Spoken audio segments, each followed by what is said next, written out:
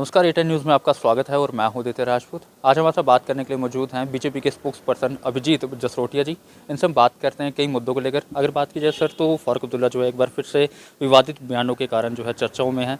सेना के खिलाफ जो है उनकी तरफ से एक बयान दिया गया है, क्या कहना चाहेंगे, किस तरीके से देखते हैं? देखिए, सबसे पहले बात आप वाकई विडंबना देखिए कि जिस सेना के खिलाफ वो बयान दे रहे हैं उसी सेना का एक जवान उनके पीछे खड़ा होकर उनकी रक्षा कर रहा है, उसी के खिलाफ जहर उगल रहे हैं और वो बेचारा उनकी रक्षा कर रहा है। यही है हमारे भारत देश के। और इसी के अंदर अगर उनको भी आज भी उनको लगता है कि इंटॉलरेंस है, तो बताइए इससे ज़्यादा टॉलरेंस और कहाँ पर होगी। लेकिन खैर, फारूक साहब इस कारण बयान दे रहे हैं क्योंकि उनकी सिकुड़ती हुई राजनीति, उनकी पार्टी का जो वर्चस्व खत्म हो रहा है, उसको बचाने के लिए वो किसी भी लेवल तक जा सकते हैं। और यही कारण रहा 1987 में भी, जब उस समय MUF पार्टी जीत रही थी, तो फारूक साहब ने रातों रात उस समय की कांग्रेस सरकार के साथ मिलकर जीते हुए प्रत्याशियों को हरा दिया और हारे हुओं को जिता दिया।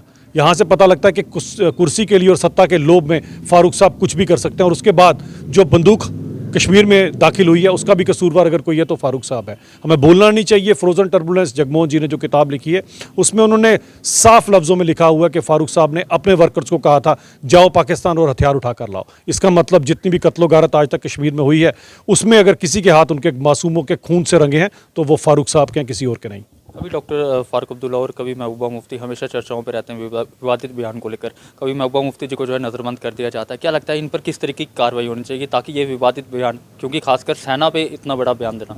देखिए, कड़ी से कड़ी कार्रवाई होनी चाहिए और उनको सबसे पहले बताना चाहिए, एक दिन ज़रा बिना सेना के निकल कर दिखाओ। और कश्मीर के लोगों को जिनको बरगलाते हैं, उनको थोड़ा सा मैं इतिहास में ले जाना चाहूँगा।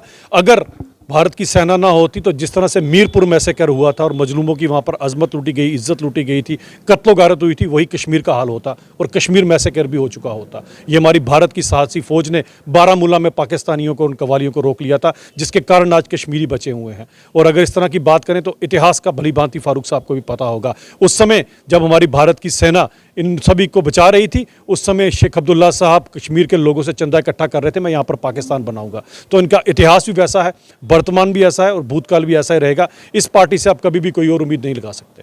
सर, अगर बात करें महबूबा मुफ्ती जो साफ तौर पे ये कहते हैं कि धारा 370-35 से सूद समेत वापस लाएंगे। उनको भी भली भांति पता है। पुरानी पॉलिटिशियन आज की नहीं है।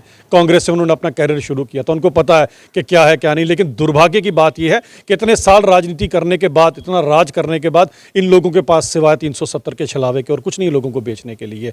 फारूक साहब की पार्टी जो है, उसकी बात अगर मैं करूँ, a party of the Abdullahs, by the Abdullahs and for the Abdullahs. और महबूबा मुफ्ती की बात करूँ तो party of the Muftis, by the Muftis and for the Muftis. परिवारवाद से ऊपर इनको कुछ नजर नहीं आता। इनको भारतीय जनता पार्टी की तरह सर्वप्रथम देश, उसके बाद पार्टी और उसके बाद अपना आप नजर नहीं आता। इनके लिए सिर्फ और सिर्फ परिवार जो है वो इनकी पार्टी है और उनके लिए परिवार ही इनका देश है। और हमारे लिए पूरे का पूरा देश हमारा परिवार है। ये फर्क है भारतीय जनता पार्टी की मानसिकता में और इन लोगों की जो परिवारवाद में ग्रस्त हैं, इनकी नीच तरह की राजनीति में। आखिरी सवाल रहेगा सर कि ऐसे लीडर्स के लिए, ऐसे लोगों के लिए क्या मैसेज देना चाहेगी भारतीय जनता पार्टी? देखिए, मुझे लगता है कि अब्राहम लिंकन ने एक बार कहा था, कुछ लोगों को कुछ देर तक बेवकूफ़ बनाया जा सकता है, बहुत सारे लोगों को बहुत देर तक बेवकूफ़ बनाया जा सकता है, लेकिन सभी लोगों को आप हमेशा के लिए बेवकूफ़ नहीं बना सकते। आज सोशल मीडिया का ज़माना है, ये एक्सपोज हो चुके हैं लोगों के सामने। अब जनता ही ने जवाब देगी।